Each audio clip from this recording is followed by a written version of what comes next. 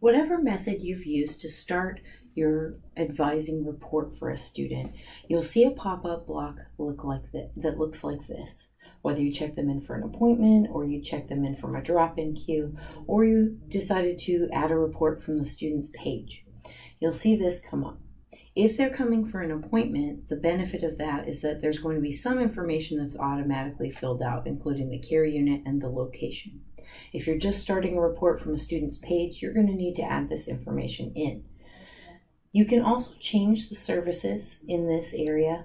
It's going to be a drop-down menu, but you can also type in as well. So let's say they wanted to talk about exploring majors and minors, but you also ended up talking about financial aid. You can add in the reasons. Make sure that the services reflect what you've discussed with the student as accurately as possible. This courses, if you discussed a specific course with the student, this will populate only from the courses that the student is currently enrolled in this term. Since we're using a test student in the test site, they don't have any enrolled courses. Often you may not actually be using this courses, and it is optional. In the meeting type section, when you don't have an automatic drop down like I just had, you'll be able to see the types of meeting options. Typically, you'll probably be selecting in-office meeting, but you might also be doing email advising or phone advising. We ask that you pick whatever accurately reflects your type of meeting with that student. The date of the visit, if you're filling this out on the day that you're having the meeting, you won't need to make any changes to that. If, however, you're filling it out afterwards or it's been a couple of days, you can click and select the appropriate date. We do ask that as best as possible you keep this information accurate. We do use it for reporting and information for different purposes. You'll see the attendees listed. Here's the advisor as well as the test student.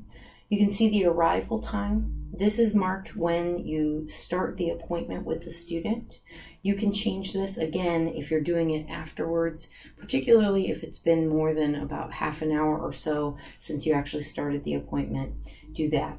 This departed box will fill out when you save the report. Again, if you're doing this after the fact, we'd like to ask that you go ahead and input the correct departure time, or as correct as you can recall as well. This suggested follow-up box we don't frequently recommend using because it doesn't create an appointment or a reminder or anything. It really just fills out a date and time in the report. So nothing's really created there. If you really want to follow up with a student, we would actually suggest that you just schedule them an appointment, which we've shown how to do in another module. In the appointment summary is where you'll actually write the notes about that interaction with the student.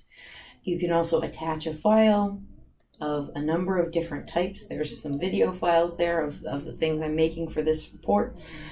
But you can attach a graduation plan or a course notes.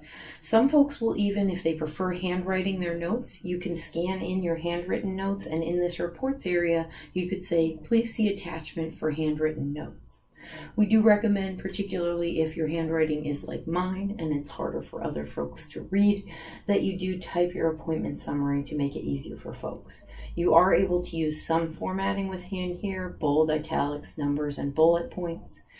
And in some of the modules below on this course site, we'll talk about standards for note-taking or report creation that we'd like the university across the board to implement to ensure that we are all serving students and creating reports that anyone on campus who has access to that report can easily interpret and follow up with a student about.